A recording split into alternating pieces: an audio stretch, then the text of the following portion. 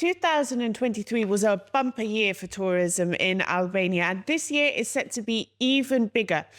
But in 2023, between January and December, Albania was ranked #1 in the UN Tourism Barometer. But what does that mean? I'm joined online today in an exclusive interview with the Executive Director of United Nations Tourism, Natalia Bayona. Good afternoon, Natalia. Welcome to Inside Albania. Hi, it's my pleasure to be with you.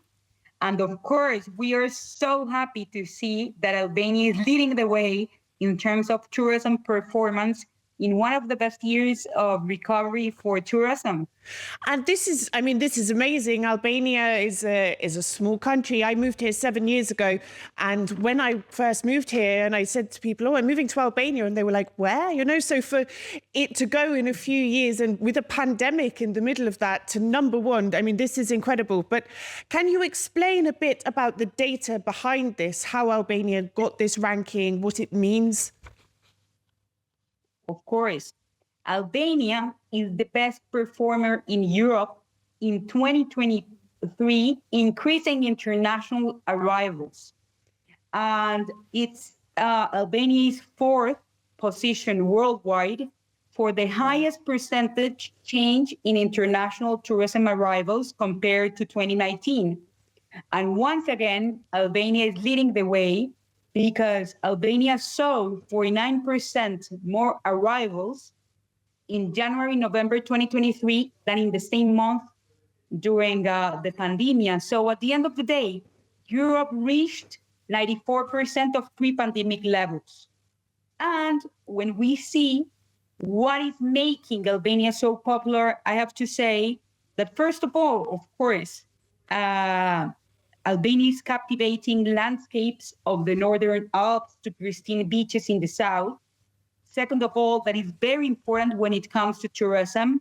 Albania guarantees economic stability. That's why we are working so hard with the Ministry of Tourism to launch officially next week during the Regional Commission for Europe, the first tourism investment guideline to promote all the key data that assure that Albania is a good place to invest. And of course, Albania celebrated for its liberal and reformist investment climate and optimal geographic location. So today, I'm very happy to say that more than 10 million visitors have been experiencing Albania, and we are here to support Albania through the leadership that we have in the UN system, and of course, to help the ministry to promote more investments, more education, more innovation that at the end of the day can help the country to maintain the data. Can I ask as well, I hope you have the data there, but you said it's 1 in Europe and 4th worldwide. In the worldwide rankings, who are we competing with? Who beat us last year? I want to know. Yes, of course. That's a very good question. I have to say that first in the world were Qatar with 90%, and this is incredible because this is part of the magic when you are creating a mega event and how these empowers tourism, investments, and of course, promotion at the end of the day of the destinations. Saudi Arabia, 56%. When it comes to Americas, we see El Salvador. We see Colombia with 25%. So at the end of the day, this is very important because emerging markets are the ones that are leading this way, and it's incredible. So there is always place for everybody when it comes to tourism. And can I ask, in Europe as well, who is snapping at our heels in the European rankings?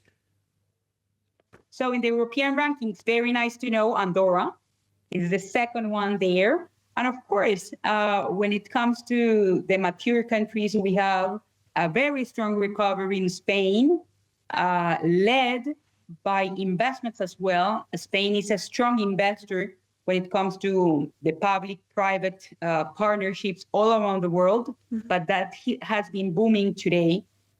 Cities like Madrid or like Barcelona or like the Basque or the regions like the Basque Country or Baleares, they are, of course, full of tourism, and they are doing a strong record France as well is reviving, and it's showing a stability. So at the end of the day, very good performance and a very mixed performance between emerging and mature destinations. That's really interesting to know, and that we're performing better than some of the most famous tourist destinations in the world. Now, on April the 8th, Tirana will host European tourism ministers, as well as a conference on tourism investments and economic development in Europe. Can you explain a bit for our viewers what's on the agenda for these events coming up?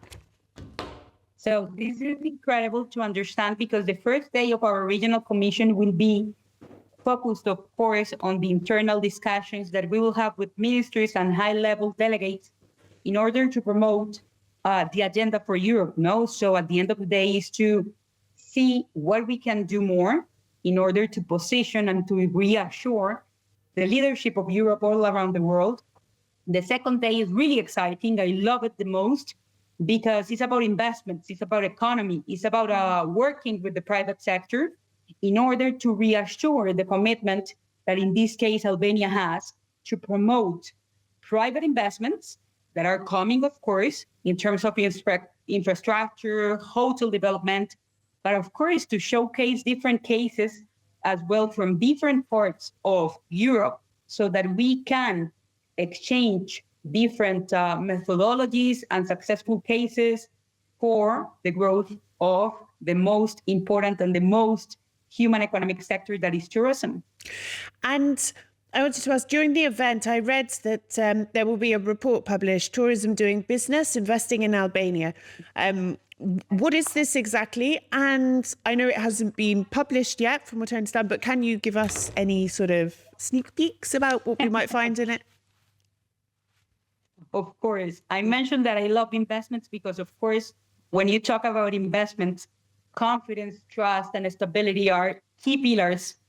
And in that sense, thanks to private investment, we can talk about tourism. So I can say that tourism, what we have been doing is working with the Ministry of Tourism of Albania to create a methodology on why it's important to invest in the country, what is the added proposition of why today is proper to invest in the country, what is the macroeconomics of the country, and of course, what is the projects, that's the most important, that Albania is promoting. It could be public, it could be private, or public-private, where we are welcoming private equity funds, family offices, infrastructure funds, hotel infrastructure chains, in order to come and to develop and to help this booming to maintain the country when it comes to the sector. Now, I have to ask you, there is debate, and I know a lot of the people that come to Albania want to come here because it's a bit unknown, it's a bit wild, it's a bit rough around the edges. It has, it was closed off for so many years. It's opened up. People are curious. People haven't known much about it. And it's very popular for its rugged mountains, for hiking, for undiscovered parts of the country, these authentic sort of experiences. But then on the other hand, we talk about hotels, resorts, big names, big international names, etc. And there is debate at the moment. I've discussed it with guests previously on the show about this sort of crossroads that Albania's at. Does it follow this route of let's go for package holidays, luxury resorts, let's get people in for a week and then they go again? Or do we focus on things like agritourism, outdoor activities, sustainable tourism, slow tourism? Is there a choice there? Can there be both? Can you still keep this wild, untamed Albania that people love the idea of while bringing in big name brands? So I feel that both things are possible. And of course, part of what we see in UN Tourism is that Albania is keen to support the values of tourism, community-involved tourism, tourism for good in terms of technology, startups, innovation, youth empowerment, big brands, but of course that are committed with the environment, that are committed with social impact innovation. So at the end of the day, if we bring big chains, big touristic chains, but that are connected with the values of the society, of sustainability, of inclusion, of innovation, of youth. Of course, we are talking about a strong agenda that can help either creating conservation, responsibility, and education on tourism, but also, of course, having huge investments that can support the economic growth of the country. So, in other words, the two can coexist, but there are certain pillars and methodologies that should be followed to ensure that it benefits everybody. Of course, regulation is very important. So when you have all the rules, so for example, if you are doing social innovation or sustainability-driven or renewable energies-driven hotel, just to give you examples, you have extra benefits, or you are part of these investment scheme incentives that are here to help these responsible brands to go there. If you don't commit with the minimum viable values of tourism, it will be very difficult because it's not about Albania. At the end of the day, today, more than ever, all the countries are more conscious and all the countries understand the power of investment, but with responsibility and with empowerment of education in order to have tourism, private sector, and public sector aligned. And my last question, have you been to Albania? Are you coming for the conference? That's the best question. I haven't been to Albania before. I'm very excited to be there with our Secretary General, Polo Likashvili. And of course, we are super happy to see for first day the amazing things that Tirana has to offer. And the second day, as I already mentioned, to support investments, to help the country. And of course, to get amazed about a country which campaign says all senses. And I'm totally committed, and I totally know that these all senses will be more than amazed to see with my eyes this amazing country. So I will see you soon. And I'm really excited to jump into this new adventure. I hope you enjoy it, and make sure you get an opportunity to try some local food as well, and coffee and rakia as well, but after the work's finished.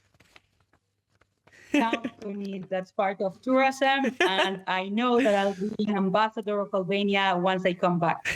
Thank you so much, and enjoy your